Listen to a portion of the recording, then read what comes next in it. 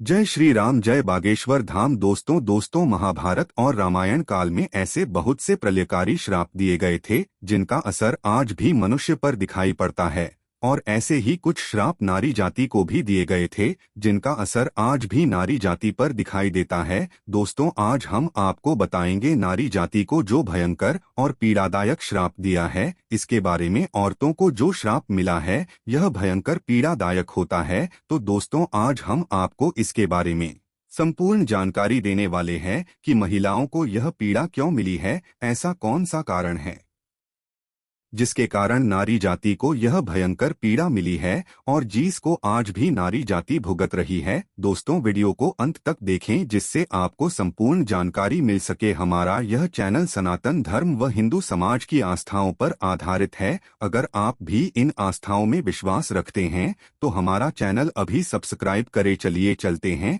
Video की तरफ। दोस्तों, इसी के साथ नारी जाति को एक और श्राप भी मिला है। नारी जाति अपने पेट में किसी भी बात को नहीं छुपा सकती। इस चीज को आपने महसूस भी किया होगा और आपने देखा भी होगा। महिलाओं के मन में और पेट में कोई बात नहीं रुक सकती। वह बात चाहे कितनी भी महत्वपूर्ण क्यों ना हो, लेकिन वह बात महिलाओं के पेट में नहीं रुकती है। महिलाएं आज नहीं तो कल, कल नहीं तो परसों, एक ना एक दिन महिलाएं वह बात एक दूसरे से कह ही देती है और उसको पता भी नहीं लगता उसने वह बात कैसे कह दी है। बातों ही बातों में अपना राज तक बता देती है। दोस्तों, यह श्राप महाभारत के दौरान युधिष्ठिर ने सभी स्त्रियों को दिया था। यह श्राप क्यों दिया था हम बताते हैं। जब अर्जुन ने महाभारत के समय अंगराज कर्ण का वध कर दिया था, कर्ण के वध हो जाने के बाद माता कुंती ने कर्ण की मृत्यु पर दुखी होते हुए अपने पांचों पांडवों को बताया था कि कर्ण तुम्हारा शत्रु नहीं था, तुम्हारा भाई था। और पांडवों को जन्म की कहानी बताई थी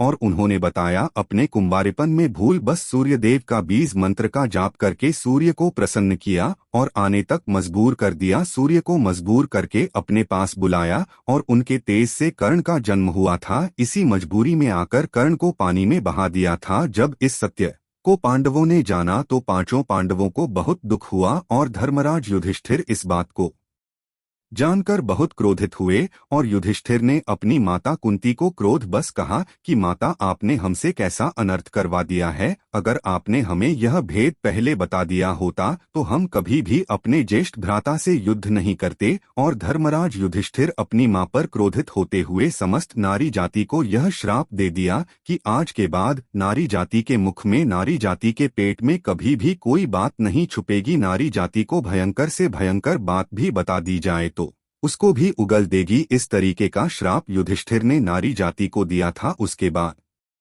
आज तक नारी जाति इस शराब को भोग रही है। आपने देखा होगा कि कितनी भी महत्वपूर्ण बात क्यों ना बता दी जाए तब भी वह उस बात को किसी दूसरे से कह देती है और उनको खुद महसूस नहीं होता कि उन्होंने अपने घर का भेद किसी दूसरे व्यक्ति को बता दिया है। तो दोस्तों, अब आता है दूसरा श्राप। नारी जाति को भोगनी होगी मासिक धर्म की पीड़ा। महिलाओं को हर महीने 5 दिन का मासिक धर्म होता है और इससे उन्हें बहुत ज्यादा पीड़ा भी होती है। यह पीड़ा भी नारी जाति को एक श्राप के रूप में मिली है। भागवत पुराण के अनुसार इस श्राप की कथा कुछ इस प्रकार है। इस बार देवताओं के गुरु बृहस्पति देवराज इंद्र से क्रोधित हो गए और इसी का लाभ उठाकर असुरों ने स्वर्ग पर आक्रमण कर दिया और इंद्र को अपना स्वर्ग छोड़कर भागना पड़ा। तभी इस समस्या का समाधान करते हुए ब्रह्मा जी ने देवराज इंद्र से कहा था कि तुम्हें किसी ब्रह्मा ज्ञानी की सेवा करनी चाहिए जिससे तुम्हारा स्वर्ग तुम्हें वापस मिल सके। ब्रह्मा जी की आज्ञा का पालन करने के लिए देवराज इंद्र ने एक ब्रह्मा ज्ञानी की सेवा करना शुरू कर दी।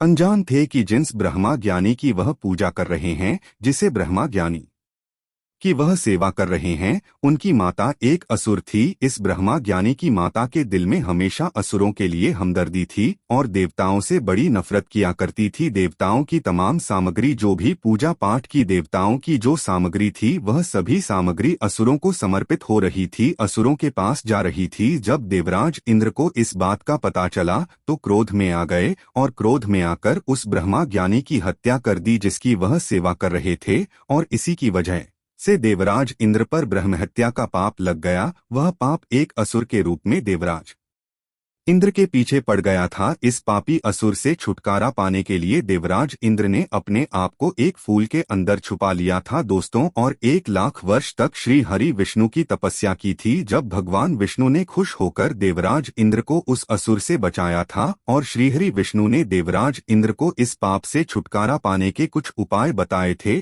जब देवराज इंद्र से श्री हरि विष्णु ने कहा, इस पाप के अंश को आपको 4 भागों में बांटना होगा, पेड़, पानी, पृथ्वी और स्त्री, इन चारों को अंश अंश मात्र बांटना होगा। जब देवराज इंद्र ने इन चारों को बुलाकर इनसे प्रार्थना की तब यह चारों राजी हो जाते हैं। पानी, पेड़, पृथ्वी और स्त्री चारों मान जाते हैं और अपने लिए एक एक वरदान की कामना करते हैं दोस्तों। तब इंद्र ने पेड़ को वरदान दिया, वह अपने आप को कभी भी किसी भी स्थिति में जीवित कर सकता है, और पानी को वरदान मिला कि वह किसी भी वस्तु को अच्छे से स्वच्छ कर सकता है, शुद्ध कर सकता है, साफ कर सकता है। और पृथ्वी को वरदान मिला, पृथ्वी के अंदर कोई सा भी गड्ढा हो वह अपने आप भर जाएगा, कैसी भी चोट हो वह अपने आप भर जाएगी। यह वरदान पृथ्वी को मिला। और अंत में स्त्री यानी नारी जाति को मासिक धर्म की पीड़ा मिली। इस मासिक धर्म की पीड़ा के साथ इंद्र ने नारी जाति को एक वरदान भी दिया। इंद्र ने नारी जाति को यह वरदान दिया कि जब भी महिला, जब भी स्त्री, जब भी नारी जाति मर्दों के साथ शारीरिक संबंध बनाएगी तो इसका आनंद उन्हें दोगुना ज्यादा मिलेगा। इसी वजह से नारी जाति को हर महीने मासिक धर्म होता है